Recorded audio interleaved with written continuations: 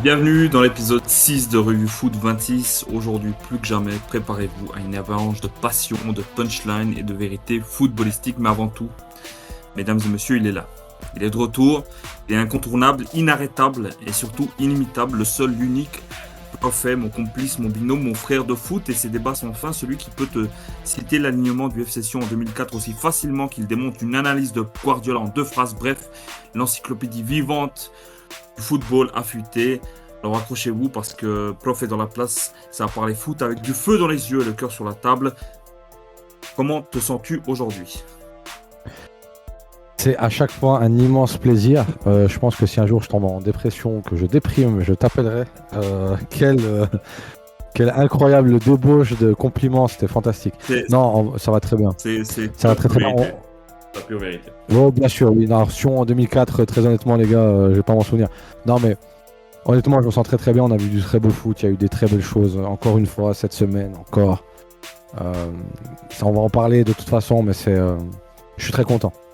Et toi, parce que voilà, je vais pas faire l'avalanche de compliments parce que je suis pas doué pour ça, mais est-ce que le présentateur, humoriste préféré, podcasteur préféré de ton podcasteur préféré, Voilà. Est-ce qu'il va bien ? Est-ce que tu as passé une bonne semaine J'ai passé une excellente semaine de foot. J'ai pris énormément de plaisir avec les matchs qui nous ont été proposés cette semaine. On va justement parler, comme d'habitude, d'un rubrique Foot Suisse, rubrique Foot International avec un sujet spécial aujourd'hui. Je vous donne le sommaire tout de suite, les gars.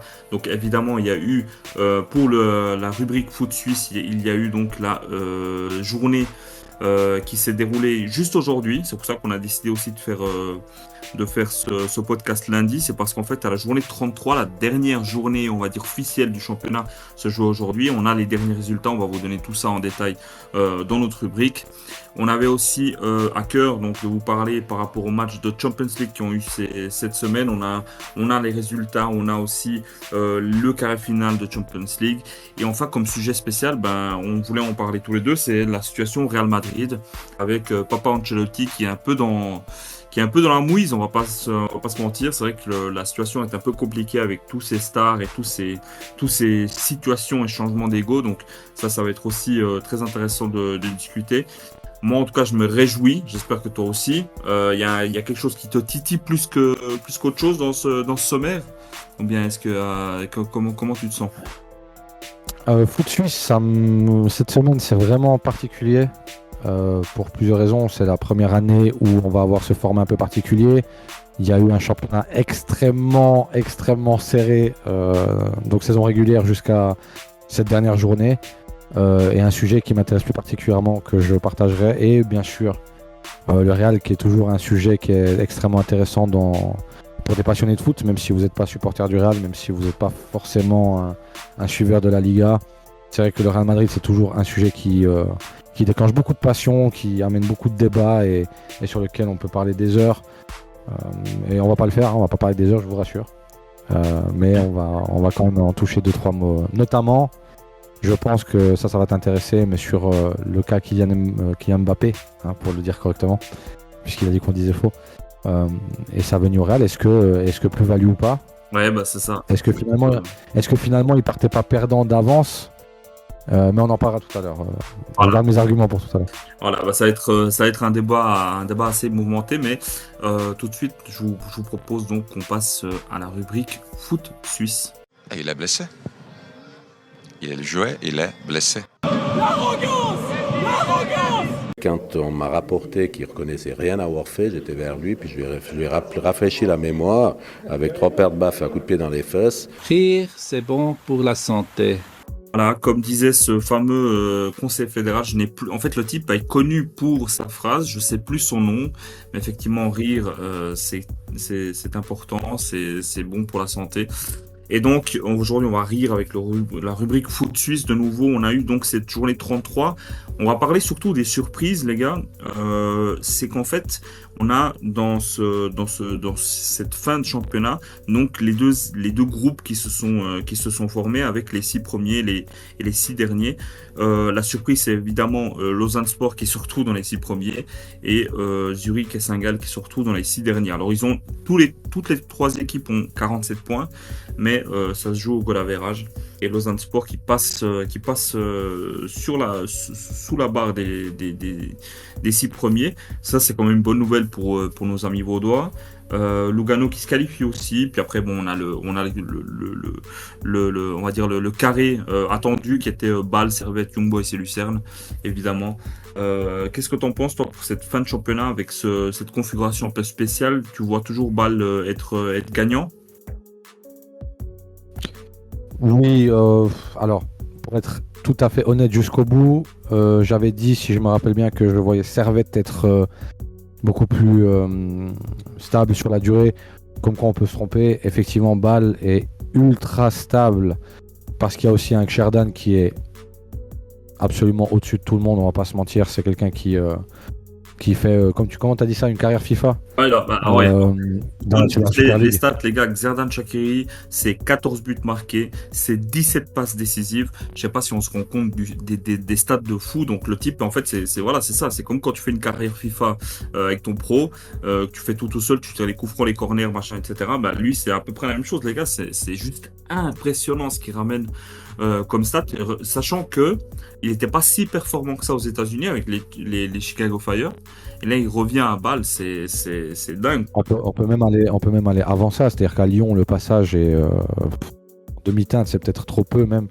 Il est très mitigé. Au Fire, on l'envoie carrément à la retraite là-bas. Et là, à l'heure actuelle, au FC Bâle, il fait un double-double sans souci. Il est non seulement les stats comme ça, où on parle des stats bêtes, j'ai envie de te dire, entre but et passes décisives. J'appelle ça des stats bêtes, c'est pas des stats bêtes, hein, mais si on regarde dans les stats plus profondes, avancées, il est extrêmement. On en a parlé dans un autre. Quand tu m'avais posé la question d'ailleurs, est-ce que Bâle est Shaqiri dépendant? Oui. Oui, non, mais bien sûr. Oui, effectivement. Et on avait parlé des stats avancées où il était dans les 90e centiles à tout ce qui est passe progressive, occasion créée. Enfin, voilà, il est vraiment extrêmement performant. Ceci amène un autre débat, puisque Shaqiri est quand même un joueur en fin de carrière. Il a plus le volume qu'il avait physiquement, il a plus les performances qu'on lui connaissait avant. Est-ce que c'est parce que le championnat est trop faible? On en parlera tout à l'heure. Mais en tout cas, ce qu'il fait, c'est extraordinaire. Shaqiri est un peu le totem du FC Bâle et c'est clair que s'il continue avec ce niveau de performance-là, évidemment, ce que je dis ne lui enlève rien, dans le sens où il faut le faire, c'est la Super League. C'est pas le dimanche matin dans ton quartier, c'est la Super League, il faut le faire. Mais c'est clair qu'on est en droit de se poser la question pour un joueur en fin de course qui nous met... qui est seul en tête de tous les classements en Super League, quoi. Écoute, moi, ce que je te propose, débat. C'est qu'en fait, justement, on passe typiquement à ce sujet-là directement, parce que c'est vrai que voilà, le classement, on vous l'a mis de toute façon dans le contre du foot 26. On en a parlé, Bâle, Servette, ça va aussi jouer sur les prochains jours. Maintenant, le sujet qu'on voulait aussi parler dans cette rubrique, c'est justement, est-ce que le niveau de Super League a baissé? Avant que je te donne mon avis, parce que j'ai déjà mon avis sur la question, qu'est-ce que toi, t'en penses? Alors déjà, j'aimerais rendre à César ce qui est à César. Pourquoi j'ai envie de parler de ça? Parce que je suis tombé sur la vidéo d'un youtubeur qui parle de football suisse, c'est assez rare, qui s'appelle Robin GDT, excusez-moi, qui parlait de ça et qui a fait une vidéo assez complète sur ce qu'il en pensait. Je sais que c'est un fidèle. Bien sûr. Mais voilà, il a fait une vidéo assez complète de ce qu'il pensait du football en lui-même, donc sur le terrain, de la structure, de tout ça. Et même si je partage pas tout, c'est vrai que peut-être qu'on a un avis, en tout cas toi et moi, peut-être biaisé par le fait qu'on est coach dans la formation et qu'on se dit, quand on regarde en haut, peut-être il y a ce prisme-là de dire ouais, le niveau en haut il est vraiment très élevé, alors que peut-être finalement à l'échelle de l'Europe, pas du tout. On peut parler notamment du résultat de Young Boys qui sont 3e du championnat, qui sont derniers en Champions League dans la phase de qualif, qui vraiment sont pas performants, sont très en dessous. J'ai trouvé que Servette face à Chelsea était pas ridicule. Donc voilà, je suis vraiment mitigé par rapport à ça, où je me dis est-ce que la Super League a vraiment baissé de niveau? Est-ce que c'est parce que structurellement on a du retard? Et oui, ça je pense qu'on a du retard quand on sait qu'il y a certains clubs en Suisse qui ne travaillent toujours pas avec la data par exemple, que voilà, le vivier est limité bien sûr, que la façon peut-être de voir ce football, la génération en tout cas qui est maintenant en Super League, est une génération qui n'a pas connu peut-être les innovations qu'on a connues maintenant au niveau de la formation. Je te donne un exemple tout bête, mais ce qu'ils ont voulu mettre en place, la SF par rapport aux tout petits, où on a dit voilà, les petits ne touchent pas assez le ballon, on va les mettre à 3 contre 3, c'est ça, si je dis pas de bêtises. Ouais. C'est du 3 contre 3. Exactement, et quand t'es tout petit, ouais. Exactement, quand tu es tout petit, pour que tu touches plus le ballon, pour que tu aies plus cette notion-là. Ça, c'est des choses qui vont payer à l'avenir, quoi, avec les futures générations. Est-ce qu'on peut vraiment dire que à l'heure actuelle, c'est plus faible? Peut-être pas, parce qu'on a souvent comparé la Super League. Et là, encore une fois, je ne suis pas forcément d'accord, mais à l'Eredivisie, à la Jupiler Pro League, à ce genre de choses, donc Belgique, Pays-Bas. Je trouve toujours que par rapport aux Pays-Bas, par exemple, on a un truc qui nous manque. Et c'est peut-être pour ça aussi qu'on est en dessous, c'est la culture foot tout simplement, parce que le Pays-Bas est un pays de football. Nous, on n'est pas un pays de football. Je pense que je manque de respect à personne en disant ça. On est avant tout un pays de hockey. Moi, j'ai suivi, et de ski et d'autres sports, mais de sport collectif, c'est le hockey le numéro 1 ici.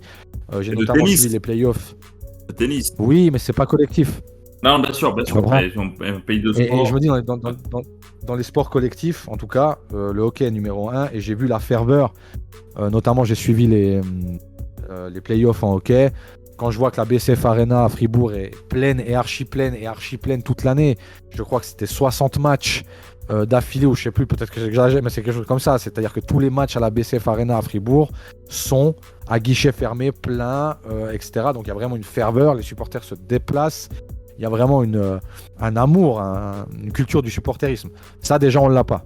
Donc, quand vous êtes petit, peut-être que votre culture, moi qui suis un footeux de la première heure, j'ai quand même cette culture du hockey, j'ai quand même mes heures au stade de glace. Donc ça construit aussi des choses. Il n'y a pas que la formation, il n'y a pas que le foot élitaire, il n'y a pas que les clubs de foot qui construisent. C'est aussi au sein des familles, au sein de la société. Est-ce que le foot est considéré comme quelque chose de très important ou pas? On n'a pas cette culture-là de base.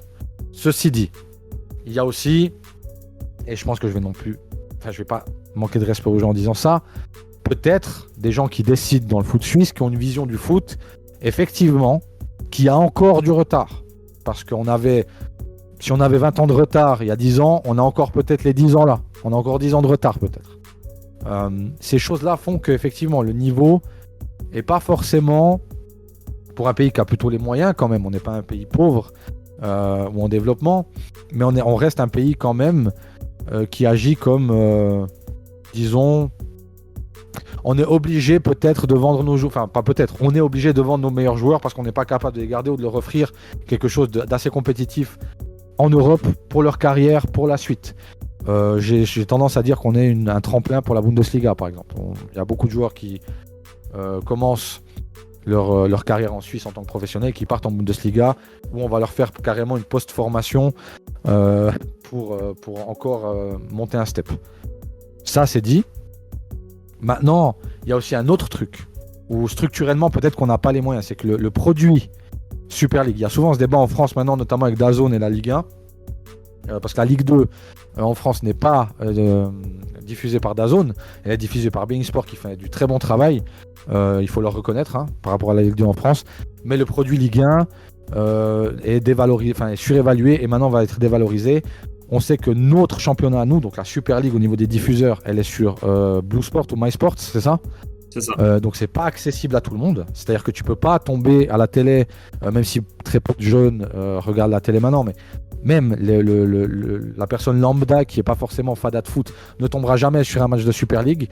Il faut payer, je trouve, très cher pour un produit d'ailleurs qui est totalement dévalué. Je crois que c'est, j'avais les chiffres, pas que j'oublie, pas que je dise de bêtises, mais je crois qu'on est en dessous de la Jupiler Pro League assez largement. C'est vraiment très très peu quoi. Le prix de vente du produit Super League est extrêmement bas. Donc ça joue aussi. Et puis, avant de te laisser la parole, parce que ton avis m'intéresse beaucoup sur ce sujet-là, il y a aussi peut-être le fait, ça c'est un éternel débat, est-ce qu'il fallait mettre 2 équipes de plus en Super League? Quand on regarde le classement, vous voyez que Yverdon et Winterthur, qui sont les nouveaux venus, ils sont 11e et 12e du championnat, qu'ils sont en dessous, qu'ils n'amènent pas forcément. Encore une fois, j'ai pas envie de manquer de respect à ces clubs-là, c'est pas le but et c'est pas, je ne critique pas le club et les supporters. Mais au niveau footballistique, il se trouve que les néo-promus sont avant-derniers et derniers, que ça n'apporte pas forcément de plus-value au niveau de la compétitivité à la Super League. Voilà, c'est toutes ces questions-là qui me font me dire que peut-être, maintenant je vais peut-être nuancer tout à l'heure, après tout dépend de ce que tu dis, je vais peut-être rebondir là-dessus parce que je pense que tu as un avis très intéressant là-dessus, à nuancer, mais c'est vrai que voilà, on a peut-être une Super League moins forte à tous les niveaux, mais pas tant footballistiquement. Déjà une analyse extrêmement. Ben voilà, c'est pour ça que je présente Prophet comme je le présente. Moi, je suis pas fou, les gars. Voilà, c'est parce que quand il vient avec du pain sur la table, c'est de bonne qualité. Voilà. L'analyse, elle est très, très, très, très pertinente. Moi, je pense qu'il y a plein de trucs à décortiquer dans ce que tu viens de dire. La culture foot en fait partie, les installations, les possibilités qu'on met, la mentalité, la direction du foot, etc. Je pense qu'il y a tout ça qui joue un rôle et que à la fin, ça donne un résultat. Maintenant, est-ce qu'on peut parler du fait que la Super League soit devenue beaucoup moins forte? Je te dis très sincèrement, je ne pense pas. Le fait est que les règles de la FIFA, ayant changé les 20 dernières années, il se peut que tu as moins d'équipes en Europe qu'auparavant. Et donc forcément, vu que la Suisse ne peut envoyer, je crois, hein, si je me trompe pas, il faudrait que je vérifie mes feuilles dans le studio qu'on tourne, parce que c'est un immense studio, donc il faudrait que je retrouve non, mais sérieusement maintenant, en fait, je sais pas si je me trompe, mais je crois que c'est le premier donc du championnat qui joue les barrages de Champions League. Donc ça veut dire que les champions en Suisse, ils te font encore jouer les barrages pour pouvoir jouer la Champions League. Donc c'est quand même extrêmement sélectif. Je pense que peut-être auparavant, il y a 10-15 ans avant, tu n'avais pas ça. Donc tu avais, on va dire, entre guillemets, facilement peut-être un Bâle, voire Young Boys, voire peut-être Zurich aussi qui était en Champions Europa League. Et donc en fait, ça aussi, ça apporte aussi de la visibilité, ça apporte aussi de l'intérêt, ça apporte aussi pas mal de choses. Plus tu resserres les taux, moins tu auras d'équipes et plus tu auras de qualité en fait, en guillemets. Et donc moins tu auras d'équipe suisse. Donc forcément, c'est un peu une espèce de schéma où tu as le serpent qui se mord la queue. Moi, je te parle maintenant au niveau de la qualité de joueur. Shaqiri revient avec 30, il fera 33 ans cette année, ou il a fêté 33 ans, moi je ne sais plus. Mais bref, c'est un 92. Il survole le championnat comme il le survole. Maintenant, est-ce que c'est parce que le championnat est bas, ou est-ce que parce que c'est un excellent joueur? Moi, je pense qu'il aurait pu faire les mêmes stats, très honnêtement. Il aurait pu faire les mêmes stats à Lyon, encore plus à Chicago. Maintenant, le truc, c'est que je pense que mentalement, il n'était pas dans les meilleures conditions. Là, il joue avec un maillot qui lui tient à cœur. Il est balois depuis toujours, etc. Donc, il donne son maximum et ça se voit aussi sur le terrain. J'ai eu l'occasion de le voir jouer personnellement. C'est quelqu'un, quand il n'a pas le ballon, il dirige toute l'équipe. Et ça, on ne le voit pas à la télé. Mais il place tous ses joueurs, il apporte une certaine mentalité. Ça a un énorme impact. Donc maintenant, le fait est que est-ce que c'est lui qui est en déclin puis que malgré tout arrive à survoler, ou est-ce que c'est le niveau de la Super League qui est médiocre? Moi, je te dis sincèrement, je ne pense pas que le niveau ait beaucoup changé. Les dernières années, on a eu Ulysse Garcia qui est parti à l'OM. On avait auparavant Kevin Mbappé aussi. Deux profils qui viennent de IB, Mbappé plutôt. Mbappé, je vais y arriver. Kevin Mapou, voilà, je vais y arriver. Donc Mbappé et puis Ulysse Garcia, donc qui était dans le championnat il y a quelques années, sont les deux partis. Voilà, un en Bundesliga, l'autre en Ligue 1. Mais c'est un peu la mission de la Super League, c'est de former des joueurs. Tu les as dit, tu l'as très bien dit, on n'a pas les infrastructures on va dire disponibles pour pouvoir garder les bons joueurs. Si tu regardes Bâle, c'est aberrant les joueurs qu'ils ont eu les dernières années avec Mohamed Salah, Rakitic, etc. Je veux dire, c'est des joueurs qui restent pas. Ils ont pas les infrastructures. On n'a pas les infrastructures. Mais je pense que tu fais bien d'en parler. Je pense que ça a beaucoup faussé notre vision de la Super League à l'époque. C'est le fameux FC Bâle qui a une hégémonie sur le championnat extraordinaire, qui gagne tous les ans, qui ont des joueurs fantastiques. Ils ont vraiment, le FC Bâle a changé notre prisme de la Super League. Mais j'ai pas souvenir qu'à l'époque, tu en avais d'autres que le FC Bâle qui pouvaient faire quelque chose ou qui avaient le niveau européen. Enfin, encore une fois, j'ai pas envie de manquer de respect. Non, mais c'est vrai. On doit se rendre compte de la place qu'on a dans le football européen, qui est un football extrêmement performant, où vraiment c'est pour l'instant encore c'est la tête de gondole du football mondial, c'est le football européen. Je dis bien pour l'instant parce que ça pourrait changer, mais pour l'instant ça l'est encore. C'est clair que pour un petit pays comme la Suisse, c'est extrêmement compliqué. Maintenant, voilà, moi j'ai vraiment l'impression qu'on s'est fait...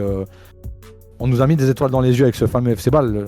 On se rappelle bien sûr de toute l'époque, Alex Fry, les gars comme Mladen Petric, Ergic, ce genre de joueurs-là, avec les frères Degen, les fameux frères Degen magnifiques, Philippe et David. C'est ça, c'est Philippe et David Degen. Ouais, c'est qui nous écoutent d'ailleurs, qui nous écoutent comme tout le monde, comme Fabio Cestini, comme tous ces gens. Non mais pour être très, t'as parlé de Mohamed Salah, qui a un coup extrêmement important qu'a fait le FC Ball. Et en fait c'est ça, c'est qu'on les a vus. Moi je suis un supporter de Chelsea. Je les ai vus se faire battre 2 fois par balle avec Mohamed Salah, qui se fait transférer. C'est des choses qui nous ont mis tellement d'étoiles dans les yeux. On se dit waouh, c'est extraordinaire. Mais oui, on peut aussi se dire qu'il y avait en Suisse pendant un moment un club qui survolait tout et qui était vraiment au-dessus du championnat de Suisse, qui pouvait performer en Europe. Mais je ne sais pas si vous avez entendu combien il y a de données à prendre en compte là-dedans. C'est-à-dire que c'est un club hégémonique qui mange le championnat suisse, mais de part en part, quoi. C'est vraiment... Voilà, c'est un ogre. C'est un ogre qui a pu performer en Europe. Et on parle de performance parce qu'ils ne se sont pas fait éliminer tout de suite. Non, vous voyez, quand on repose les choses dans le contexte... Là, t'es un peu dur. Il y a quand même des belles performances. Non, mais je suis dur. Et je me rappelle des contre mais... Bayern Munich, Chelsea. Oui, il y a aussi ils ont allumé Benfica. Enfin voilà, le FC Ball était vraiment au-dessus du championnat de Suisse pendant une longue période. Mais on a connu une autre hégémonie pendant un moment, c'était Young Boys. Pardon. Pour un club qui domine le championnat de Suisse, même s'il y a eu des performances, et moi je suis le premier à adorer ça, moi ça ne me gêne pas la place du football suisse en Europe. Dans le sens où j'accepte parce que oui, on doit rattraper les 20 ans de retard qu'on avait. Laissez-nous le temps de rattraper les 20 ans de retard, ça se fait pas en 2 jours. Peut-être qu'un jour on rattrapera, on sera jamais top 5. Non. Je ne pense pas, on n'a pas la capacité de le faire. Par contre, on peut redevenir poil à gratter. On peut redevenir un championnat qui forme extrêmement bien les joueurs, qui est reconnu pour ça, qui verra toujours ses meilleurs joueurs partir. Toujours. Là, je pense à Derek Kouteza, qui est derrière Shaqiri, mais Derek Kouteza, à mon avis, sans vouloir être pessimiste, il va s'en aller. Oui, je pense. Donc voilà, on est un championnat qui est capable de créer des belles choses, de créer des joueurs de foot performants et qui partiront jouer dans les grands championnats. On l'a vu, hein, on avait parlé de ces stats-là, mais dans les clubs d'Europe, et je ne parle pas que de la Suisse, en Europe entière, dans les clubs qui forment le plus de joueurs qui jouent dans les 5 grands championnats, Zurich est 11e. Donc ça veut quand même dire qu'il y a des choses qui se passent en Suisse, il y a ça bouge, ça vit, ça s'améliore. Et d'ailleurs, l'homogénéité du championnat à l'heure actuelle, ça prouve que dans tout le pays, on commence à être sur la même longueur d'onde et sur une philosophie qui se ressemble de plus en plus, et on essaie vraiment d'avoir cette philosophie. Une philosophie, ça se construit dans le temps. L'histoire des championnats qu'on cite quand on dit la Liga, même la Ligue 1, hein, qu'on dit souvent le championnat de la Farmers League, le niveau est incroyable, hein, de la Ligue 1 par rapport à nous, pauvres Suisses. Il est extraordinaire. Il y a des centres de formation, mais il y a une culture qui s'est construite sur des années de l'histoire. En Angleterre, c'est pas pour rien, c'est historique. Les Anglais, c'est combien d'années là, 200 ans, je sais pas. Ils ont inventé le foot. Non, effectivement. Ils ont inventé le foot, mais c'est en Écosse. Mais disons que les Anglais, c'est vraiment ancré en eux depuis tellement d'années, et c'est pour ça qu'ils sont aussi performants à tous les niveaux. Et encore, on pourrait reparler de l'équipe nationale, mais le football anglais est le plus beau à voir, je pense, à l'heure actuelle, le plus compétitif. Mais ça se crée sur des années et des années d'histoire. Je pense, moi, et c'est là où je diffère peut-être du fameux youtubeur que j'ai vu, je reste positif parce que je me dis, oui, mais nous aussi, en tant que coach, et tous les coachs qui vont arriver, et les jeunes qui travaillent, je fais pas du jeunisme, je suis pour l'expérience, mais ça fait du bien d'avoir un peu un air frais qui va amener à l'expérience. Parce qu'on peut aussi amener à des gens qui sont plus expérimentés que nous. On ne doit pas seulement apprendre. On peut aussi amener à des gens qui sont plus expérimentés, amener notre vision fraîche du foot, amener nos idées qui viennent peut-être d'ailleurs, parce qu'on a été bercé par un football portugais, espagnol, latin, où voilà, on adore jouer. Peut-être aussi un football dans le nord où on peut s'inspirer un peu de ce qui se passe en Norvège, au Danemark, on va pas se mentir, ces dernières années avec Bodo Glimt, avec Midtjylland, avec ces clubs-là où ça travaille très très bien, très moderne, où on va chercher des mecs du staff là-bas, notamment pour la data, à Liverpool ou des choses comme ça, où ils innovent, où ils peuvent innover. Ils n'ont pas forcément un championnat très compétitif, et encore que, mais ils n'ont pas forcément un championnat très compétitif. Ils forment très très bien, ils travaillent très très bien, et ils exportent leur talent ailleurs. Je pense que c'est aussi ce qu'on doit viser nous, en Suisse, à l'heure actuelle, et de se fixer cet objectif. Et les performances, on fera ce qu'on peut, mais on n'est pas à notre place, en tout cas. C'est comme tu l'as dit, c'est le champion doit encore jouer un tour préliminaire, c'est pas notre place. Voilà. Je pense. Et moi, c'est peut-être ça qui me dérange dans la perf, c'est non. On doit avoir au moins une équipe d'office en Champions League, on doit l'avoir, c'est obligé, on doit remonter l'indice UEFA, mais la transition qu'on est en train de faire va prendre énormément de temps. Et on doit construire, nous aussi, avec... Ça, c'est un débat politique peut-être, mais l'immigration qu'on a, italien, portugais, football des Balkans, avec les Albanais, les Croates, tout ça là, dans le foot, ça nous fait du bien. Parce que vous prenez tout ça et ça ajoute des nuances, et je précise bien, ça ajoute des nuances à la vision suisse du football. Parce qu'on doit garder cette culture suisse du foot, il y en a quand même une, mais on doit apporter les nuances d'ailleurs pour améliorer. On doit s'inspirer, comme je l'ai dit, du Danemark, de la Norvège, un peu des grands championnats, voir ce qui s'y passe, voir un peu la manière de structurer, voir un peu comment vendre notre produit, toutes ces choses-là, on doit s'inspirer sans perdre notre identité à nous et essayer de redevenir ce qu'on était. Finalement, je partage un peu ton avis. Peut-être qu'on a moins un club qui domine et qui est ultra performant, qui va faire des performances en Europe. Par contre, ça devient plus homogène, très intéressant. Il y a des choses qui se passent et avec le temps, on va certainement remonter. Voilà, ça c'est mon avis, mon analyse. L'avenir nous le dira, mais en tout cas, je trouve ça très très très intéressant comme sujet. J'applaudis. Voilà.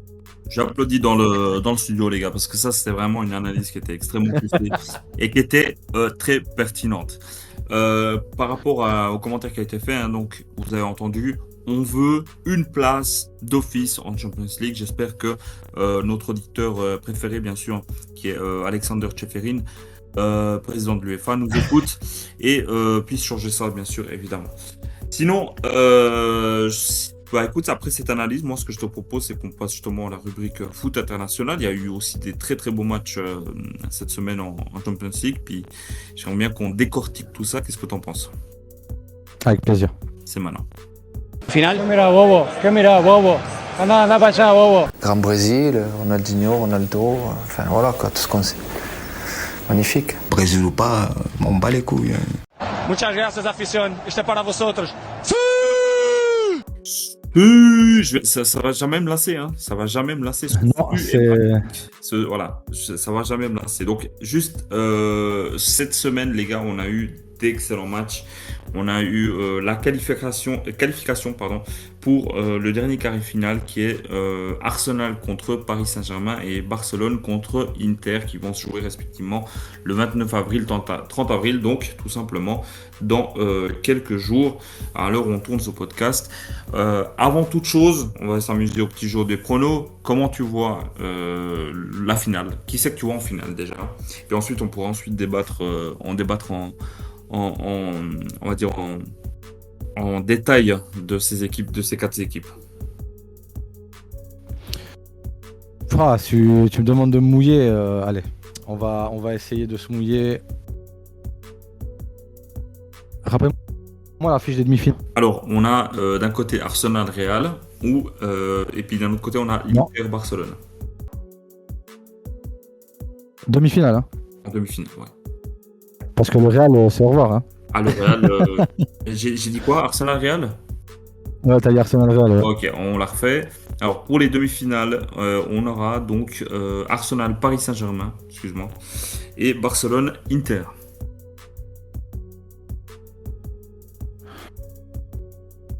C'est très compliqué. Alors, je dirais Inter et PSG. Bah, c'est marrant parce que j'ai un autre avis, tu vois. Tu m'étonnes. J'espère qu'on verra Arsenal et j'espère qu'on verra, enfin j'espère, non, je pense qu'on verra Barcelone à mon avis. Je vais t'expliquer pourquoi. Si tu me permets, je lance les hostilités Bien sûr. sur ce sujet. Donc juste Arsenal, Paris Saint-Germain, pourquoi? Parce qu'en fait, on a un Arsenal qui est beaucoup plus solide en fait que les années d'avant. On a eu déjà un peu ce débat le dernier épisode, mais je trouve qu'Arteta a fait un immense travail sur cette équipe. Je pense que c'est une équipe qui est extrêmement homogène. On les a vus performer contre un Real. Alors ok, c'était pas le Real des grands jours, mais quand même on a un score cumulé de 5-1 face au meilleur club du monde. Donc je pense qu'à mon avis, Arsenal est très très très dangereux et que Paris Saint-Germain pour l'instant a eu, on va dire, un tirage qui était assez en leur faveur. Je m'explique. Ils ont joué Liverpool qui était très compliqué, mais un Liverpool qui était en crise aussi avec Mohamed Salah. Enfin, on a parlé des différences qu'il y avait à ce moment-là. Ensuite, ils ont eu un Aston Villa qui est une très très bonne équipe, attention, mais qui était aussi, on va dire, en demi-teinte. Et puis sinon, Stade Brestois avec un score cumulé de 10-0. Donc, quel est vraiment le vrai adversaire qu'ils ont eu jusqu'à maintenant? À mon avis, je pense qu'ils vont être très prêts parce que voilà, c'est quand même un excellent coach qui dirige cette équipe de Paris.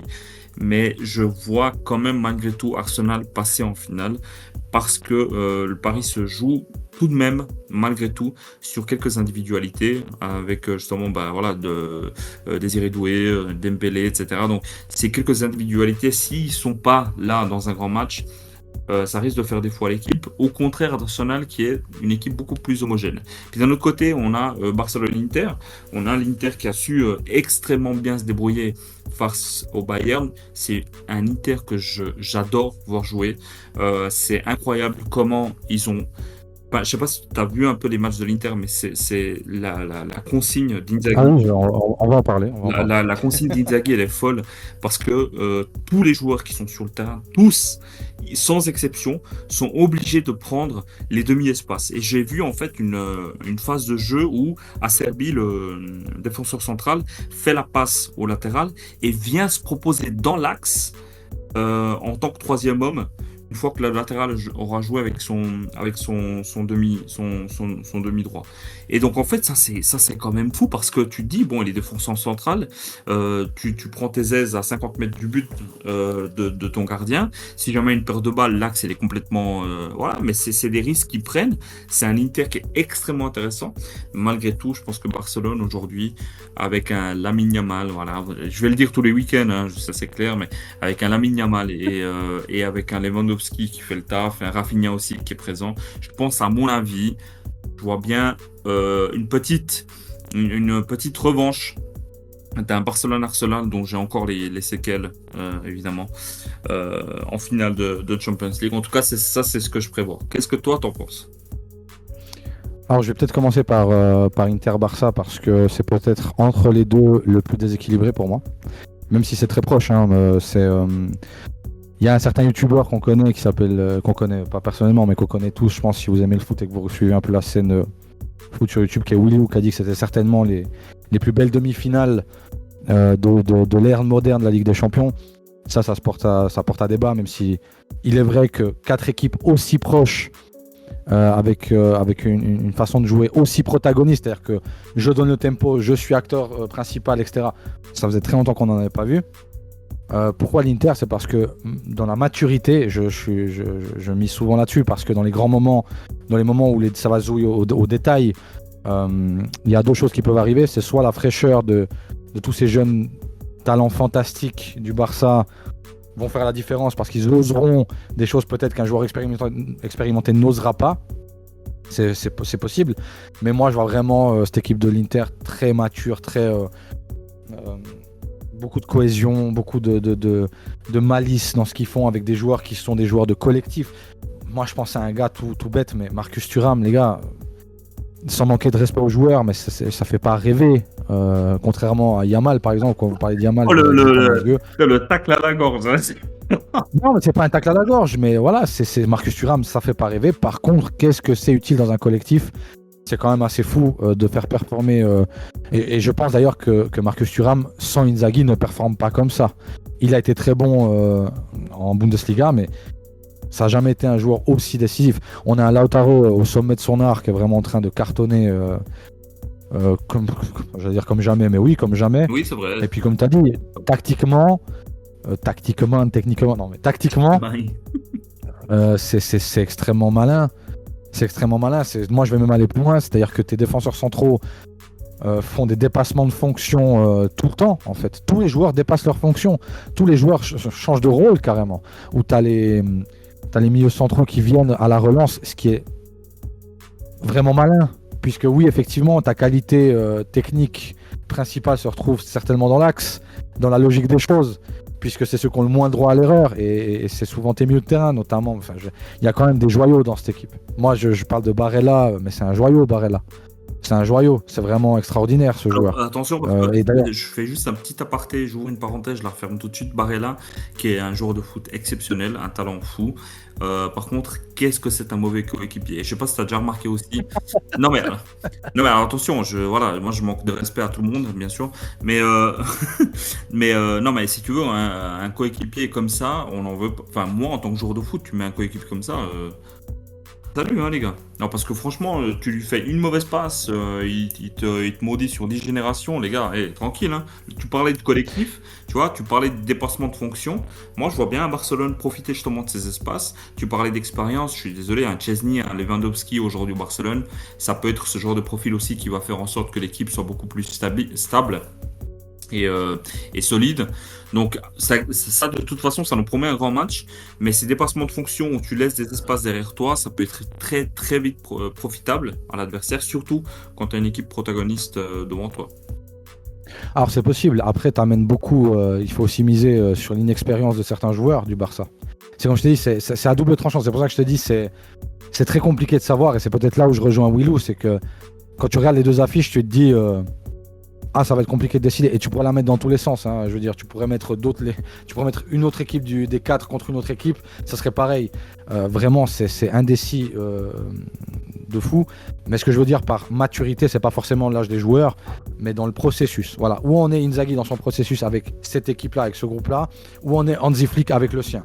Hansi Flick est là depuis beaucoup moins longtemps, où ils ont parfois quelques trous d'air hein, dans leur match, on le voit, hein, ils n'ont pas encore totalement assimilé la méthode Flick, en tout cas l'idée de jeu de Flick, même si ça devient de plus en plus concret. On a beaucoup parlé de ce piège du hors-jeu, qui est oui alors, bravo Hansi Flick, mais au cas où les gars, le piège du hors-jeu, ça existe depuis très longtemps.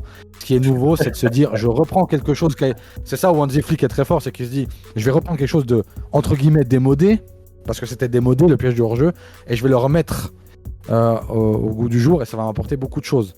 Maintenant, moi, c'est comme je t'ai dit, par rapport à la maturité du processus où on est Inzaghi, je pense sincèrement qu'ils ont un petit avantage à ce niveau-là.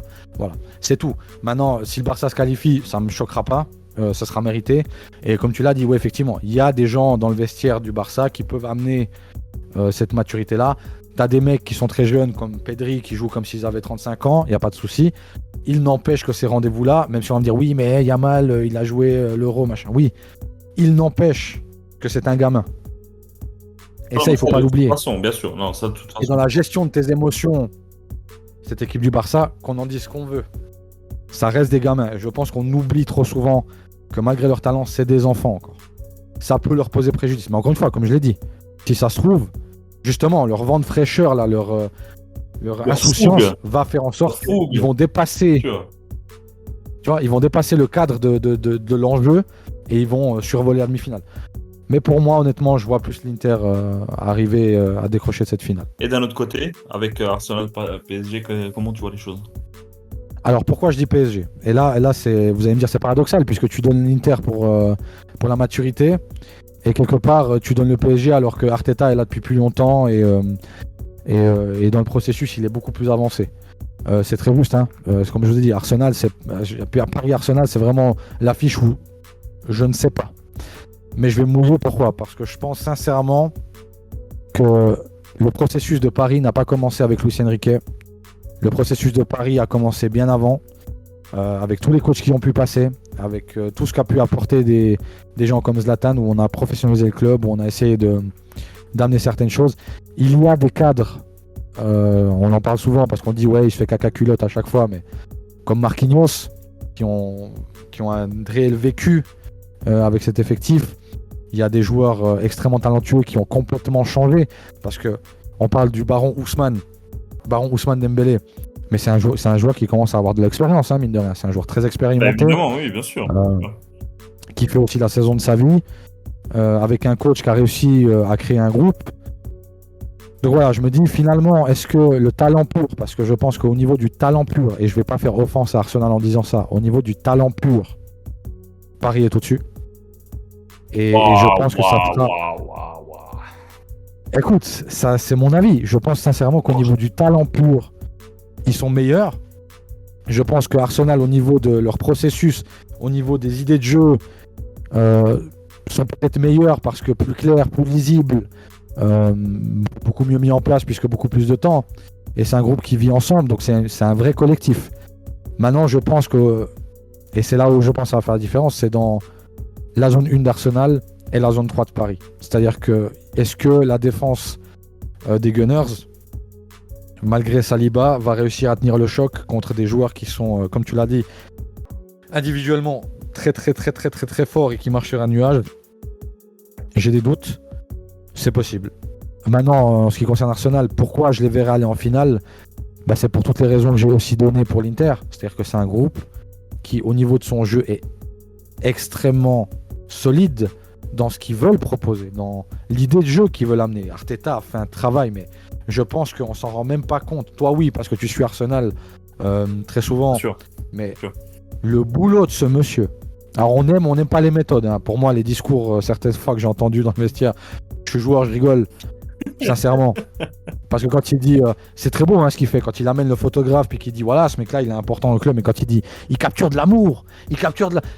Tes joueurs, frère, c'est un passionné, il est comme nous, c'est un passionné de la vie, ça devrait être pareil, oui, ça. Mais ce que je veux dire, c'est parfois il a des raisonnements un peu bancals, parfois c'est un peu bizarre, ça nous paraît un peu bizarre. Par contre, une chose est sûre, c'est quelqu'un qui sort pas de nulle part. C'est quelqu'un qui a fait ses classes, notamment avec Guardiola, qui a été à City, qui a été un joueur qui était plutôt bon, hein, c'était un joueur de collectif, mais plutôt très bon, qui a beaucoup d'expérience. Et le boulot qu'il a fait avec aussi des jeunes pépites. Saka, c'est une jeune pépite. Là, maintenant, on voit Lewis Kelly qui sort des choses voit comme ça. surtout le retour d'Odegaard qui montre son plein potentiel. Ouais, c'est ça. En fait, il est capable, et c'est peut-être ce qu'on n'attendait pas de sa part, parce que c'est un jeune coach, finalement. Il est capable d'amener des jeunes, entre guillemets, former des jeunes et d'en faire un groupe homogène qui fonctionne bien avec des. Après, voilà, on va pas se mentir, Arsenal, ça a été une catastrophe pendant bien des années. L'après Wenger a été extrêmement compliqué. Ça a fait n'importe quoi sur le marché des transferts. Et puis ça s'est remis à l'endroit, c'est quand même un petit miracle. Hein. Je sais pas ce que tu en penses, mais je trouve que c'est quand même un petit miracle de voir un club qui arrive à se remettre à l'endroit quand on voit par exemple United qui est complètement dans... Il y avait même un tweet là où c'était ouais, United évite la relégation. C'est juste pas possible de voir ça. Et je pense sincèrement que, et bravo à Arsenal d'ailleurs d'avoir retourné le truc et d'être devenu un club qui est craint. Avec de la stabilité aussi, parce que c'était peut-être aussi un peu le problème après Wenger, c'est qu'on n'arrivait plus à retrouver quelque chose de stable. Et là, avec Arteta, il y a de nouveau de la stabilité. Donc, mais alors peut-être qu'on fera un numéro spécial sur Arsenal un jour, mais c'est vrai que l'après Wenger était compliqué, mais aussi ça nous a fait du bien parce que Wenger était innovateur dans ses idées au début des années 2000, puis après c'est devenu un peu... désolé de le dire comme ça parce que c'est vraiment un immense maître du foot, mais c'est vrai qu'après il a pas su vivre avec son temps, il a pas su s'innover, et ça a porté préjudice à l'équipe malheureusement parce que il a arrêté le kick and rush quand il arrivait à Arsenal au début des années 2000 pour montrer une équipe de Frenchies, voilà, comme on le sait, les invincibles, etc., Vieira et Henry et compagnie. Mais maintenant c'est vrai qu'après à la fin des années 2000, on va dire 2000-2010 comme ça, c'est vrai que c'était un peu compliqué pour lui. Il perdait surtout des matchs très importants, il perdait Senner, on se rappelle aussi face à Mourinho, etc., la claque qui se prend à 5-0 à Stamford. Donc c'était un peu pour lui, je pense à mon avis, le temps de partir. Et puis Arteta, voilà, c'était le bon choix. C'était le bon choix parce que c'était déjà un ancien joueur du club. Il a fait ses classes avec Guardiola, comme tu l'as dit. On l'a laissé travailler. On l'a laissé travailler. Je pense que c'était aussi, je pense que c'est ça le mot, le mot clé de la réussite d'Arsenal, c'est qu'on a laissé le monsieur travailler et ça a porté ses fruits pour la simple et bonne raison que c'est un passionné de foot. Il a réussi à réunir son équipe, il a réussi à amener les profils de joueurs qu'il voulait et à faire d'Arsenal, remettre un peu Arsenal à la place qu'Arsenal mérite. Tout le monde prenait Arsenal pour des rigolos, ça finissait top 4, top 5 pendant des années. Et puis aujourd'hui, on les voit en demi-finale de Champions League. Je pense qu'aujourd'hui, tu les donnes. Enfin, moi, personnellement, je les vois en finale. Donc, tu vois, c'est pas si risible que ça. Il manque effectivement, je pense, des secteurs qui pourraient éventuellement être améliorés. Je pense notamment en tant que finisseur. Il manque peut-être une aide aussi à Saliba pour créer vraiment une charnière centrale vraiment très très solide. Donc, il manque encore un peu des postes clés où il y a peut-être un potentiel d'amélioration. Mais dans l'ensemble, c'est une équipe qui joue ensemble, c'est un collectif. Tu vois que c'est pas des individualités. C'est pour ça que je te parlais d'avant d'homogénéité. Et je pense que ça va être le gros avantage face à Paris. Puis après, le fait qu'ils aient battu Real Madrid 5-1, ça nous a quand même donné beaucoup de crédibilité dans le. Mais justement, j'allais y venir parce que en vrai, c'est peut-être ça qu'on a relevé là aujourd'hui par rapport à Arsenal. Est-ce que l'ADN d'Arsenal, c'est pas justement un club avec une image de stabilité? Moi, quand je pense à Arsenal, en tout cas des grandes années, c'est vraiment ça. Il y a une ligne de conduite, il y a une stabilité, parce qu'il en a fait Wenger des transferts. Voilà, il a tenté Anelka, il a tenté des choses comme ça où ça n'a pas forcément marché. Il a surtout tenté Marwan Chamakh, donc je ne sais pas si on se rappelle. Notamment, mais ce qui n'a pas été dégueu, qui n'a pas été dégueu non plus. Je veux dire, ça a jamais. En fait, Wenger Arsenal a toujours été sur des transferts pas trop onéreux à la base, à part peut-être Anelka. J'ai plus les chiffres pour Anelka, mais c'était pas trop onéreux. En tout cas, c'était toujours bien senti. Il y avait une idée derrière. Attends, c'était pas onéreux parce que le club n'avait pas les moyens. Je crois que la première fois qu'on a acheté un joueur extrêmement cher, c'était 50 millions pour Özil. C'était le premier gros. Oui, alors il y a aussi, on oublie ça, mais c'est pour ça que moi je donne énormément de respect à Arsène Wenger. Et le mec a fait je ne sais pas combien d'années top 4 de Première Ligue et on le sait. Et moi qui suis supporter de Chelsea, je vois à quel point c'est difficile. Malgré le fait qu'on soit l'équipe anglaise la plus performante en Europe des 20 dernières années, oui, on n'arrive toujours pas à être stable, à rester, à machin.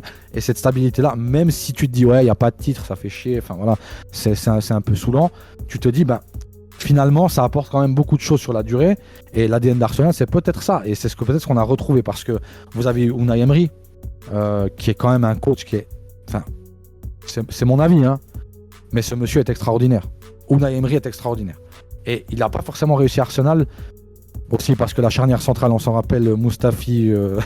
Père Mertesacker. Mustafi Mertesacker, c'était ça? Non, c'était Mustafi et puis Socrates. Ah oui, ok, c'était.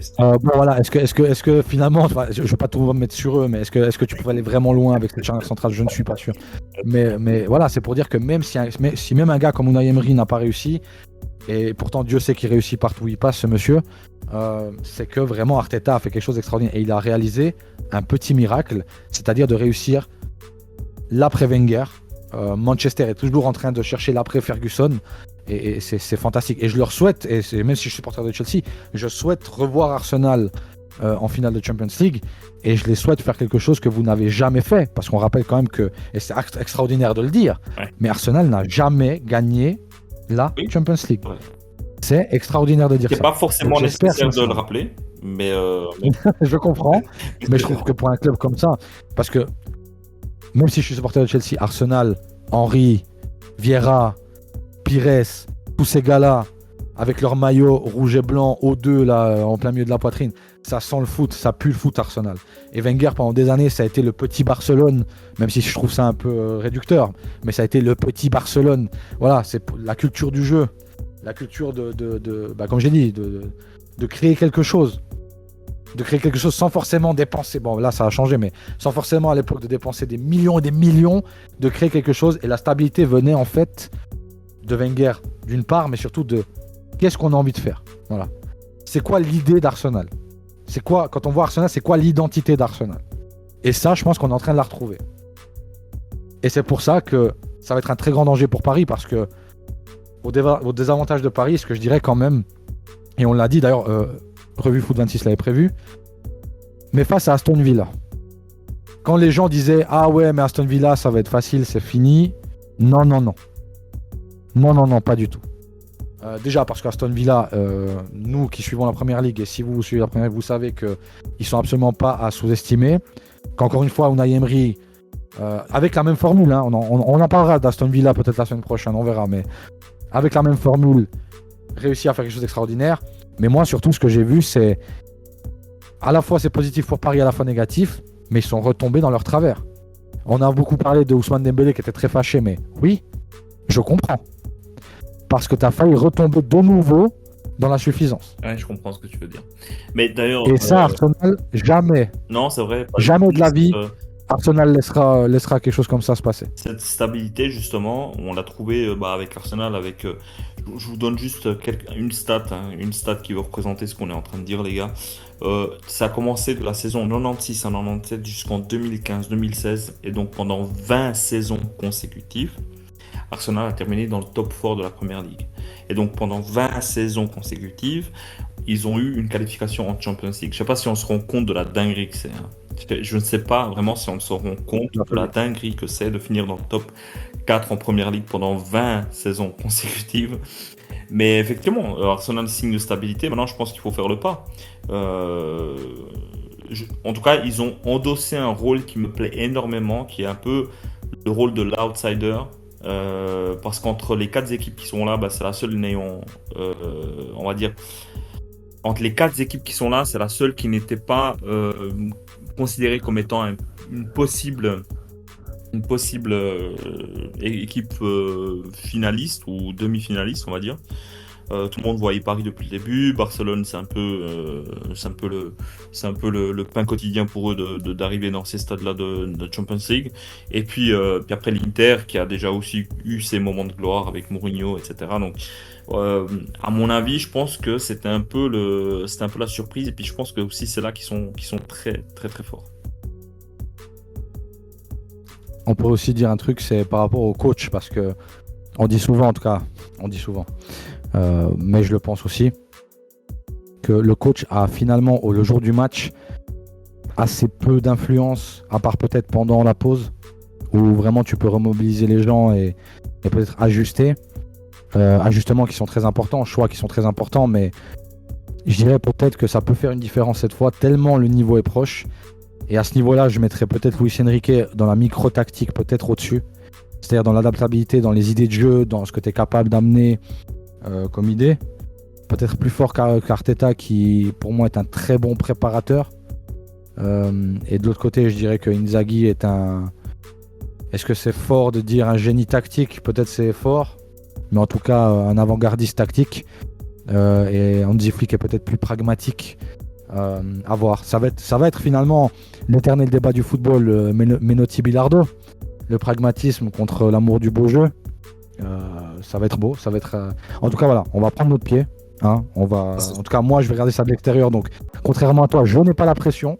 Voilà, je vais pas faire caca culotte comme Marquinhos. Je l'aurai aussi, mais en bouteille, bien sûr. Buvez avec modération.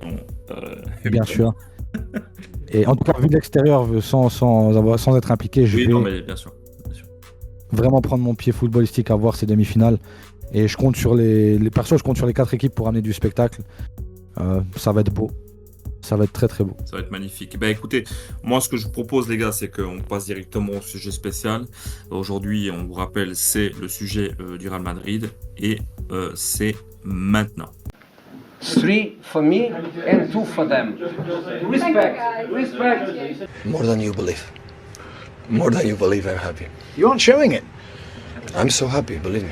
I'm so happy. Happy New Year. Estar disponible para el partido de Ipswich.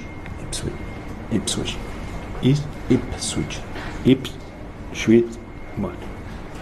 Le Real Madrid, sujet spécial d'aujourd'hui, je vous donne, et à toi aussi Plofé, je vous donne quelques points marquants, faits un peu, on va dire, d'actualité du Real Madrid. Pourquoi on a choisi ce sujet? Le Real Madrid traverse actuellement une période de crise marquée par des contre-performances sportives, des tensions internes et des incertitudes quant à l'avenir du club. Voici quelques faits marquants. Il y a eu effectivement l'élimination de la Ligue des Champions. Le Real Madrid, donc on vient d'en parler, a été éliminé en quart de finale de la Ligue des Champions par Arsenal avec un score cumulé de 5-1. Cette élimination met fin à une série de 4 saisons consécutives où le club atteignait au moins les demi-finales de la compétition. Il y a aussi une crise de blessures. Plusieurs joueurs clés sont indisponibles en raison de blessures, notamment Carvajal, Militão, Mendy, Alaba, qui sont touchés par des blessures. Des tensions internes et l'avenir d'Ancelotti. Des tensions sont apparues entre Carlo Ancelotti et certains cadres de l'équipe, remettant en question l'autorité de l'entraîneur. Bien qu'Ancelotti ait remporté de nombreux titres avec le club, son avenir est incertain et des rumeurs l'envoient à la tête de la sélection brésilienne. Mbappé sous les feux des critiques. Mbappé arrivé avec de grandes attentes, a été critiqué pour ses performances jugées insuffisantes, notamment lors de la défaite contre Arsenal. Il a été hué par une partie du public de Santiago Bernabéu lors de sa présence en tribune, reflétant le mécontentement de ses supporters. Et finalement, on va parler aussi des objectifs restants. Donc le Real Madrid reste en course pour le titre en Liga, bien qu'il soit actuellement à 4 points du FC Barcelone. Le club disputera également la finale de la Coupe du Roi contre le FC Barcelone, offrant donc une opportunité de sauver leur saison. Qu'est-ce que d'abord t'en penses de ce Real Madrid? Comment tu les vois? Est-ce que c'est vraiment la crise comme tout le monde le dit? Alors pour moi, non. Je m'explique. Merci beaucoup. Non, non, je vais m'expliquer. Pour moi, une crise, c'est quelque chose de très particulier. Une crise, pour moi, est un club qui dégringole. Si on me demande si United est en crise, absolument. United est en crise. Et une crise, c'est pas sur une saison. Le Real Madrid, alors c'est clair, on est habitué au meilleur club du monde de l'histoire du football. C'est-à-dire qu'on a vraiment un standard. Tu peux pas faire plus haut que ça. Effectivement, on peut se dire ah là là, t'as vu les résultats, c'est pas forcément probant, mais comme tu l'as dit, en championnat, ils sont encore en course. Ils vont disputer une finale de coupe, si je dis pas de bêtises, contre le Barça, donc c'est pas trop dégueu. Et en Champions League, c'est quart de finaliste. Je rappelle que le PSG, quand ils arrivent en quart de finale, sortait la bouteille de champagne, par exemple. Donc voilà, remettons quand même si on doit prendre le prix sur Real Madrid, le meilleur club du monde, remettons quand même les choses un peu en ordre et disons les choses. Non, ça n'est pas une crise. Maintenant, est-ce que c'est une contre-performance pour le Real Madrid? Oui, évidemment, c'est une contre-performance pour le meilleur club du monde. C'est une contre-performance quand on voit ce que tu as voulu investir sur des joueurs qui n'étaient pas forcément nécessaires, parce qu'on va pas se mentir, Mbappé n'est pas forcément nécessaire au Real Madrid. Et c'est là où je trouve on les connaît, les supporters du Real. Je veux dire, c'est quand même des mecs qui, dans leur stade, voient tous les week-ends les meilleurs joueurs de la planète. Donc je pense qu'ils sont un peu hors sol, comme on dit. C'est-à-dire qu'ils ne se rendent pas compte de ce qu'ils ont. Voilà, c'est quand tu manges tous les jours du caviar, le goût il change et tu l'apprécies beaucoup moins. Ils ont quand même été capables de siffler Zizou, je rappelle. Zizou Christ. Ronaldo. Par exemple, mais Zizou Christ. Voilà, quand tu es capable de siffler ce genre de bonhomme, que Mbappé se fasse siffler. Bon, maintenant la question est la suivante. Est-ce que Mbappé partait pas d'avance perdant? Pourquoi? Le Real sortait d'une victoire en Champions League. C'est-à-dire que le mec arrive, s'il ne gagne pas avec lui, ils vont dire « Ah t'as vu, on n'avait pas besoin, c'est pire. » Et s'il gagne avec lui, c'est normal, même sans lui, on avait gagné. Donc pour moi, d'avance, le gars partait perdant. Et il le sait très bien. Mbappé, tu reçois une offre du Real Madrid, tu y vas, tous les jours tu y vas. Tu vas en courant, tu vas à pied au Real. Ça on peut pas le dire. Oui, bien sûr. Non, mais je lui en veux pas du tout. Je dis juste qu'il savait d'avance, et c'est pour ça que je pense que ça doit pas forcément le travailler. Enfin, en tout cas, j'espère pas. C'est que de toute façon, il partait perdant. Parce que s'il gagne la Champions League, et on rappelle, juste en Champions League, il n'y a qu'un vainqueur. Ça veut dire que toutes les autres équipes ont raté leur saison s'ils ne la gagnent pas. Je crois pas, non. Je crois pas. D'ailleurs, tu parlais avant, tu as parlé d'un truc, alors je suis pas d'accord avec toi, mais tu parlais de Liverpool, par exemple, en disant ouais, c'était une équipe en crise. Non. Alors c'était la meilleure équipe d'Europe quand Paris les élimine. Et c'est pas parce qu'ils sont fait éliminer par un très bon Paris Saint-Germain que leur saison est ratée. Ils vont certainement finir champion d'Angleterre. Je pense que ça va comme saison. Et pour le Real Madrid, c'est la même chose. On n'a simplement pas l'habitude de parler comme ça du Real. Encore une fois, on parle beaucoup de la complémentarité, Vinicius, Rodrigo, Mbappé, les gars, Bellingham aussi, excusez-moi, j'ai oublié Bellingham. Quand on est des grands joueurs, on arrive à trouver des terrains d'entente footballistique. Maintenant, est-ce que ça fait la meilleure équipe collective? Absolument pas, puisque, oui, les joueurs que je viens de citer, même Rodrigo, qu'on met souvent à l'écart, mais c'est des joueurs tous qui ont envie de briller. Donc oui, aligner les étoiles, et c'est ce qu'a appris le PSG de ces dernières années, aligner les étoiles ne fait pas de toi une galaxie. C'est-à-dire que non, ça ne fait pas forcément de toi un magnifique paysage étoilé. Non, pas du tout. Ça peut créer le bordel. Et je pense que c'est ça le truc. C'est quand tu as Bellingham qui veut marquer, Mbappé qui veut marquer, Vinicius qui veut marquer, et qu'on ne tire pas ensemble forcément à la même corde, même si on va dans la même direction, parce qu'ils veulent tous gagner, mais on ne tire pas ensemble sur la même corde. On a tous notre corps personnel. C'est peut-être le souci du Real Madrid, mais ça se construit. Et là, c'est quelque chose que... Et c'est pour ça que je trouve les critiques sur Ancelotti, mais alors, extrêmement sévères. Oui, Ancelotti n'est pas un immense tacticien. Et encore, moi je me rappelle de son Milan, où il nous fait son sapin de Noël, où on se dit, waouh, c'est génial tactiquement. Oui, alors tactiquement, il est dépassé, c'est sûr. Il fait son âge, hein, Pépère, tu vois, il a quand même... ça fait un moment qu'il roule sa bosse dans le foot. Mais c'est un manager de génie. Et pour le Real Madrid, pour investir avec autant d'ego, autant de choses qui se passent derrière, on n'en parlera pas. Mais voilà, on sait que Bellingham, c'est pas forcément le mec le plus facile à vivre, mine de rien. Parce que quand tu es aussi jeune, puis que tu arrives et que tu es dans le plus grand club du monde et qu'on parle de toi comme si tu étais je sais pas qui, ça en février plus d'un. Oui, ça doit pas être facile à vivre. D'être dans un vestiaire comme ça et à gérer ça, ça doit pas être facile. Ils ont des statuts, il faut les faire jouer. Mbappé, on sait que c'est un caprice de Pérez. Tu es obligé de trouver une solution. Ancelotti, il fait avec ce qu'il a, c'est-à-dire qu'il n'a pas les mains libres. Je ne dis pas qu'il fait pas d'erreur, il en a fait. Ok ?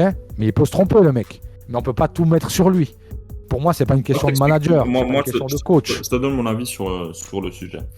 Pour moi, je pense que, je ne sais pas si on peut appeler ça une crise ou pas, mais en tout cas, la situation, en tout cas, ça c'est sûr et 100%, elle n'est pas bonne. Elle n'est pas bonne pour plusieurs raisons. Déjà, je pense qu'il y a une mésentente dans l'équipe. Je pense que Ancelotti a perdu aussi de son autorité. Tous les clubs où Ancelotti a entraîné, tous les joueurs le disent, Ancelotti est proche des joueurs. Ils vont manger avec eux au resto, c'est quasiment un pote le type, tu vois. Et en fait, pourquoi ? Parce que tu instaures ce climat de confiance entre l'entraîneur et les joueurs. Et je pense qu'au Real Madrid, les gars, comme il n'y a pas un joueur en particulier, mais c'est vrai que Vinicius Junior, Mbappé, Rodrigo, Bellingham, Camavinga, etc., je pense qu'à mon avis, c'est des joueurs qu'ils sont dans un monde, parallèle. Il faut pas aller leur demander beaucoup trop à ces gars, parce que quand je vois aujourd'hui le Real Madrid, je vois 11 gars qui jouent pour leur gueule. Alors, je suis un petit peu méchant parce que tu as tout le temps encore des joueurs qui portent le club dans leur cœur. Je pense notamment à Valverde, je pense notamment aussi à des autres joueurs comme par exemple le jeune défenseur, j'ai plus son nom maintenant en tête, comme Asensio, c'est ça son nom? Exactement. Voilà. Donc voilà, c'est encore des joueurs qui portent le club dans leur cœur, mais c'est vrai que les autres sont là pour leur gueule. Quand tu vois un Vinicius Junior, alors de nouveau, je sais qu'il nous écoute, j'ai pas envie de le froisser, mais quand tu le vois en fait perdre un match et puis poster le lendemain, ouais c'est trop bien le foot, j'adore. Les gars, Ancelotti il a 65 ans, pour répondre à ta question. Je pense pas qu'il soit autant dépassé que ça. Je suis désolé. Pérez qui lui achète absolument aucun joueur depuis le début de la saison, sachant que tu as un affalement de blessures. Il y a eu des altercations entre Mbappé et Vinicius Junior, les deux veulent se tirer la couverture. Mbappé a pour l'instant suivi une carrière où il pouvait jamais rien dire parce que c'était soit Messi la star, soit Neymar la star, soit il y avait tout le temps une star, et maintenant qu'il arrive au Real Madrid, c'est toujours pas lui la star, et ça commence à lui porter préjudice parce que le garçon il a plus 20 ans, je crois qu'il a 26, 27, je sais plus, enfin 25. Ouais, il a 26. Voilà. Donc forcément il veut aussi son pic dans sa carrière et il l'a pas. Je pense que tout ça mis bout à bout, c'est pas digne du Real Madrid. C'est pour ça que, en tant que meilleur club du monde, comme tu l'as très bien dit, les standards sont élevés et il faut s'y tenir. Parce que sinon, à ce moment-là, on te classe, je vais être méchant, mais on te classe dans la même catégorie sans manquer de respect non plus à personne. Mais on va plutôt te classer dans la même catégorie que je sais pas, moi. Alors, si à ce moment-là, c'est comme ça, avec un Arsenal, voilà, tu finis dans le top 4, tu participes à des Champions League, c'est génial. Non, là, tu parles d'un club qui a gagné, je sais pas combien de fois la Champions League. 13 fois, 14 fois. C'est ça ? Oui, c'est ça. Voilà. Donc, c'est quand même fou, ça, que t'aies des situations comme ça dans un club autant grand. Et les gars, les gars, quand vous êtes au Real Madrid, vous êtes joueur du Real Madrid, vous êtes bichonnés, mais vous ne vous rendez pas compte, je pense. Vous avez tout qui vous est donné, tout qui est mis à portée de main. Tout, que ce soit l'entraînement, les infrastructures, là, coach mental, coach de ci, coach de ça, je sais pas quoi, des jets, des en voiture, voilà, des Audi à l'appel. Les gars, le minimum, c'est de donner quand même sur le terrain. Et je suis désolé, moi, le seul gars que j'ai vu mouiller le maillot parmi autres que les joueurs qui portent le club dans le cœur, c'est Bellingham. Tu parlais qu'il n'est pas facile à vivre. Le monsieur, il court, en tout cas. Alors moi je dirais le mec qui vraiment pour moi dans cet effectif de la jeune génération me plaît beaucoup, c'est Valverde. Je trouve que Bellingham aussi, et même s'il court dans un effectif comme cela, il est un peu trop individualiste, mais c'est logique. Quelque part c'est logique. N'oublions pas que ces gens-là sont très jeunes, hein, mine de rien, même si tu vas dire Mbappé quand il commence à plus être jeune, certes, mais ils sont pas aussi mûrs qu'à l'époque. Enfin, encore une fois, t'as oublié peut-être de parler d'un truc, c'est la génération. Alors, on parle tout le temps du ouais non, le football c'était mieux avant. Je pense pas que c'était mieux avant, mais c'est vrai que dans la mentalité, on construit des très bons footballeurs, on construit pas des hommes forcément. Dans le sens où ils sont pas aussi cadrés qu'avant. Maintenant, par exemple, si on parle de Mbappé qui est géré par sa famille, tu as toujours ce cocon un peu familial, toujours avec des gens que tu connais, proches de toi, et ça te prépare peut-être pas à certaines choses difficiles de la vie en tant qu'être humain que tu peux rencontrer dans les clubs. Moi, quand j'entends, alors, elle est devenue classique, mais quand j'entends Thierry Henry parler de son père et de Viry-Châtillon, je me dis, magnifique, oui. La référence. Elle est magnifique, mais quand tu écoutes ce gars-là parler, puis tu dis, ok, son père c'était ça. Quand il arrive en équipe de France, ou quand il arrive à Arsenal, il doit nettoyer les chaussures des gens, il est vraiment considéré comme un jeune, il doit porter le matos. Oui, alors c'est clair que maintenant ça paraît très débile en te disant oui, c'est pas très professionnel. Par contre, qu'est-ce que ça forgeait ? Qu'est-ce que ça te forgeait et qu'est-ce que tu la voulais ta place ? Qu'est-ce que tu avais envie ? Et je pense que c'est ça, c'est un empilement de starlets, ok ? C'est pas un problème d'être une starlet, y a pas de souci. À partir du moment où tu as forgé un homme, je dis pas que c'est pas, encore une fois, j'ai pas envie qu'on me dise ouais, mais je dis pas que c'est pas des hommes. Mbappé est très intelligent, ça se voit, il gère très bien. Par contre, il y a des choses dans sa personnalité qui lui manquent, et ça se sent. Après, il y a aussi le fait, bon, les 2 dernières années à Paris, pour lui, ont été très compliquées, même au niveau du foot. Je veux dire, est-ce que vous avez l'impression que Mbappé peut répéter, comme par exemple, je sais plus qui c'est qui avait dit ça. Je crois que c'était Romain Molina qui en parlait très bien. Mais il avait dit, ouais, mais Gareth Bale, quand il arrive au Real Madrid, il répète les courses à haute intensité parce que physiquement, il est prêt. Effectivement, tu peux avoir 3 flèches devant. Par contre, si tu as un joueur à profil de mangeur d'espace et que tes courses à haute intensité, t'en fais 1, 2, 3, 4 et après, tu peux plus les répéter, ça devient compliqué. Maintenant, il y a aussi une autre chose. J'ai un relent énorme des Galactiques. C'est-à-dire que l'idée de Florentino Pérez, parce que c'était déjà lui à l'époque, d'empiler les stars pour être bankable au détriment de la cohérence sportive, il l'a déjà essayé, ça n'a pas marché. Ouais, ça et ils étaient, et sans vouloir manquer de respect, tu me diras ce que t'en penses, ils étaient autrement plus talentueux que ces mecs-là. Zizou, Roberto Carlos, R9. Non, mais c'était autrement plus talentueux, excusez-moi. C'était une autre planète. C'est comme si tu avais Messi et Ronaldo dans la même équipe, d'accord ?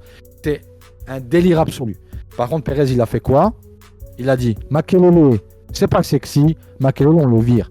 Et il a déséquilibré totalement son effectif. Et je pense qu'actuellement, le Real Madrid connaît le même problème.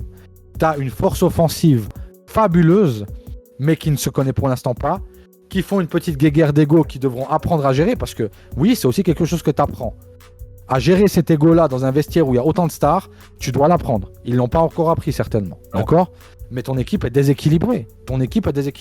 T'as pas ce gars derrière qui va peut-être amener... Alors, t'as parlé des blessures, ça doit jouer aussi. Mais t'as pas le Makelele dans l'équipe. T'as pas le mec, comme à l'époque, t'avais aussi un Guti, par exemple, qui apportait cette humilité-là de travailleur de l'ombre, qui acceptait ce rôle. Tu ne l'as plus. T'as aussi une transition qui se fait. Parce que les Modric et tous ces joueurs-là vieillissent. Et Modric, on sait maintenant, on le voit le malaise de Modric. Voilà, ça se voit qu'il ose peut-être plus trop parler, quoi. Qu'il a un peu lâché l'affaire. Après, je dis ça, mais c'est vraiment... voilà. Ah non, moi, je suis d'accord. C'est une supposition. Je vais finir cette rubrique en vous informant, les gars. C'est ici que vous l'aurez entendu la première fois. Je pense à mon avis vraiment que Mbappé, vu la situation où la galère où il se met, il va commencer à faire jouer les rumeurs d'un possible départ en été. Ah, encore ? Ouais, je pense. Je pense qu'à mon avis, il va rejouer cette carte-là pour que le staff, l'infrastructure, le club, les supporters, quoi qu'il en soit, commencent à dire « Ah non, mais en fait, Mbappé, il est fort, il faut qu'il reste, etc. » Vous verrez. À mon avis, je pense que ça va se jouer sur ça. On verra. Ah, c'est complètement possible. C'est complètement possible parce que apparemment, alors encore une fois, c'est des bruits de couloir, mais il y aurait toujours cette guéguerre dans un vestiaire aujourd'hui de football professionnel. On s'en rend peut-être pas compte, mais la guéguerre des salaires, c'est très important. Donc oui, s'il est mieux payé que les autres ou si un autre joueur est mieux payé que lui, certainement qu'il fera une pinisa à vie. Grand monsieur, pinisa à vie, extraordinaire. Agent de Neymar, qui a certainement Mbappé d'ailleurs s'inspire certainement de ça, puisque Neymar, il était coutumier de dire je me casse. Ah, mais on te donne plus d'argent. Un peu plus. Ok, c'est bon, je vais rester. Ouais, c'est ça. Donc, t'as peut-être raison, on verra. On verra cet été, ça va être intéressant. Ok, bah écoutez, si c'est bon pour toi, pour moi aussi, je te propose qu'on passe directement. Alors, pour finir, je vais te poser une question qui fâche. Ah, vas-y. Ancelotti, tu le garderais ou tu le vires? Ça dépend de la direction que le club veut prendre. Je pense qu'Ancelotti aujourd'hui, comme tu l'as dit, c'est pas un grand tacticien. C'est un bon coach. Aujourd'hui, je pense que les joueurs qui sont sur le terrain, ils ont un peu perdu de leur discipline. Donc, je mettrais éventuellement un coach qui arrive à porter ses coronets sur la table. Et à mon avis, je pense que je choisirais quelqu'un avec plus de tempérament. Peut-être. Ouais. Vas-y, t'as un exemple? Ouais, je pense qu'un Tourelle, à mon avis, il fait l'ordre là, à mon avis. Ouais, il vient d'être pris par l'Angleterre, donc je pense que voilà. Mais oui, mais pour te dire un peu le profil d'entraîneur. Est-ce qu'on va rappeler Zizou à la rescousse? Zizou Christ, le retour. Non, à mon avis, je pense que. Il n'a pas de travail, hein? Alors pourquoi pas? Oui, il a fait l'équipe de France. Et tu vois, si de nouveau Zizou, il impose le respect par son charisme et sa carrière. Et aujourd'hui, je pense qu'à mon avis, toute cette bande de jeunes, Bellingham, Vini, Mbappé, etc., je pense qu'ils ont besoin de se refaire un peu remonter les bretelles par quelqu'un qui a de la bouteille. Donc, c'est pour ça que je mettrais un peu un entraîneur un peu à caractère, à mon avis. Beaucoup de gens te parlent de Raoul. De Raoul? Ouais. Ouais, écoute, peut-être qu'il sort avec la cousine à Pérez. Il y a une guéguerre, au cas où t'es pas au courant, il y a une guéguerre entre Raoul et Arbeloa. Apparemment, à l'intérieur du club, on préférait Arbeloa. Ok. Mais les gens voudraient Raoul. Voilà. Ok. Bah, tu sais, dans les deux cas, les gens du club. Dans les deux cas, c'est des joueurs du club. Je pense qu'ils vont pouvoir peut-être amener aussi ce respect au club que certains joueurs n'ont plus, peut-être. Privilégier aussi. Du coup, Raoul, c'est peut-être le choix le mieux. Alors, si tu veux un peu nous dire, parce que c'est ça le débat, en fait, c'est Arbeloa pour le foot. Ouais. Et Raoul parce que le vestiaire. Donc, les hautes instances du Real veulent Raoul. Et tous les employés du club, apparemment, préférer Arbeloa. Non, je pense qu'à mon avis, c'est pas une question de foot. Là, ce qui se passe sur le terrain, c'est pas foot, c'est mental. À mon avis, Mbappé, Bellingham, Vini, c'est des joueurs avec des talents plus qu'au-dessus de la moyenne. C'est pas une question de foot, là. Je pense pas que c'est une question de foot. Je pense que c'est une question de discipline, c'est une question de remise en question. Et là, c'est plutôt le mental qui doit agir. Et puis pas le mental dans le sens ami, comme Ancelotti là, mais plutôt un entraîneur, comme j'ai dit, qui impose une discipline et qui arrive à remettre un peu de l'ordre dans ses rangs. Eh bien, que le Real t'entende. Mais bon, cette fois, je te laisse plus, me promis. Bah, écoutez, je pense que c'est un débat qui porte à émotion. On vous laisse aussi commenter, évidemment, ce que vous en avez pensé. Et puis, j'en profite pour qu'on passe directement à la partie finale de notre épisode. C'est maintenant. Et voilà, 3 coups de sifflet final, fin du match pour cet épisode 6 de Revue Foot 26. On a parlé foot suisse, foot international, on a débattu, on a rigolé, mais surtout, on a kiffé. Un immense merci à Prof, est toujours fidèle au poste, toujours aussi. Merci à toi. Dans ses analyses, que tendre dans ses punchlines. Sans lui, Revue Foot 26, c'est comme un classico sans tension, ça n'a pas la même saveur. Et donc, si tu as aimé l'épisode, partage-le, like-le, commente, fais tourner à ton oncle fan de 4-4-2 ou à ta cousine qui connaît mieux les expected goals que son propre code Wi-Fi. Comme toujours, prenez soin de vous, les gars. Aimez le foot et n'oubliez pas, entre deux poteaux, on trouve toujours la vérité. Le mot de la fin, peut-être, comme dirait un certain philosophe moderne, le football, c'est pas juste un jeu, c'est un langage. Et chaque épisode, c'est une page qu'on écrit ensemble. Les gars, je vous souhaite vraiment tout de bon à la semaine prochaine pour un nouvel épisode qui, on vous le promet, va encore une fois de plus faire parler les crampons. Merci de nous avoir suivis, merci de nous avoir écoutés. N'hésitez pas à nous suivre, commenter, partager, les gars, ça nous fait extrêmement plaisir. Je laisse le vrai mot de la fin à Prof. Ah non, c'était parfait. Non, tu sais quoi, je veux finir sur ce que tu as dit, c'était absolument parfait. Voilà. Ok les gars, alors on finit comme ça. Merci beaucoup, merci de nous avoir suivis et à la prochaine. À la prochaine.